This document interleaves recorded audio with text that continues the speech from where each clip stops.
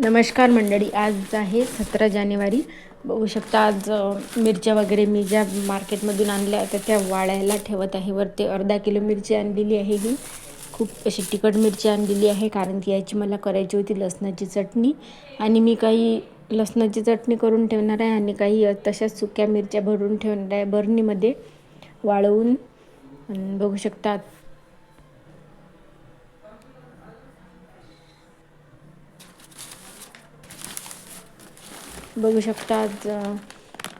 आज बनवायचं आजचा आहे शनिवार आणि आज प्रतीकला म्हणजे स्कूलमध्ये काही गेले नाही. आज प्रतीक आणि तन्वी आज त्यांना म्हणजे ट्युशनला 1 वाजता जायचं होतं, तर ते ट्युशनला जाणारच आहेत.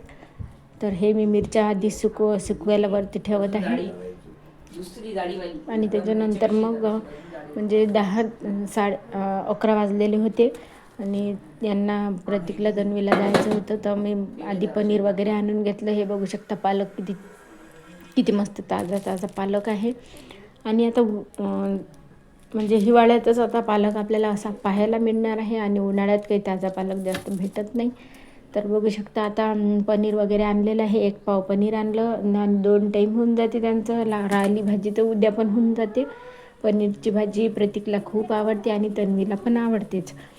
तुम्हाला तर माहिती आहे तन्वी खूप म्हणजे काही पण जेवते, तिला जे असलं ते जेवते ती.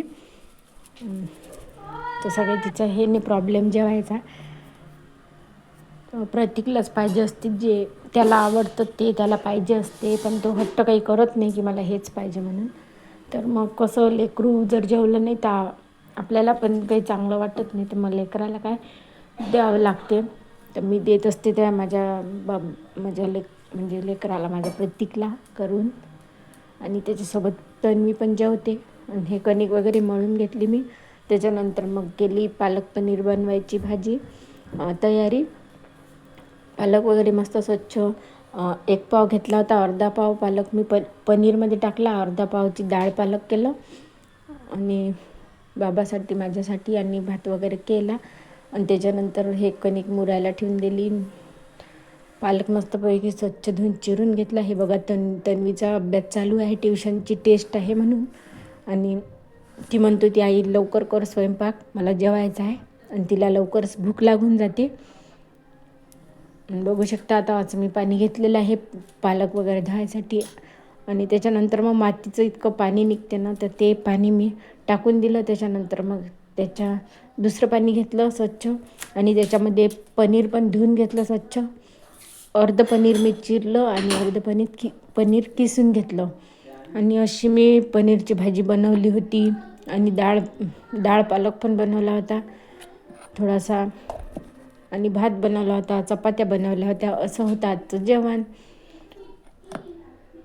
आणि बघू शकता पालक असा कच्चाच काढून घेतलेला आहे मी, मिक्सरमधून बारीक चिरून घेतलेला आहे कारण की तेलामध्ये आपला पालक होणारच आहे.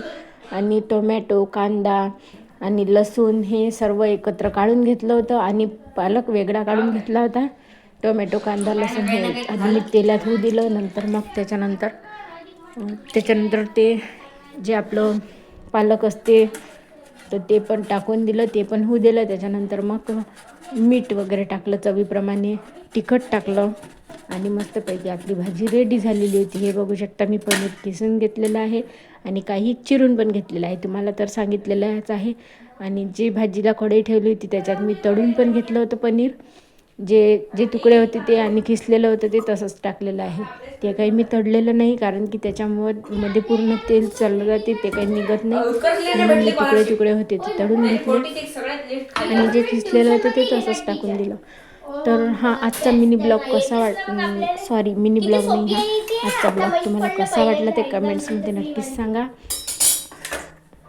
आणि माझे मोठे ब्लॉग पण तुम्ही पाहत जा. आणि तुम्हाला माझे मोठे ब्लॉग पाहायला आवडतात का हे पण तुम्ही कमेंट्समध्ये नक्कीच सांगा. चला तर मग या पनीरची भाजी जेवायला. आता आपली चालू आहे पनीरची भाजी बनवणं. तर अशा प्रकारे मी पनीरची भाजी आज बनवली होती. आणि उद्याचा आहे रविवार, तर उद्याचा ब्लॉग काही तुम्हाला येणारच आहे. तर बघू शकता मी तुम्हाला आधीच सांगितलेली आहे मी कशी बनवलेली आहे ते पनीरची भाजी. अशी मी पनीरची भाजी बनवून घेतली होती.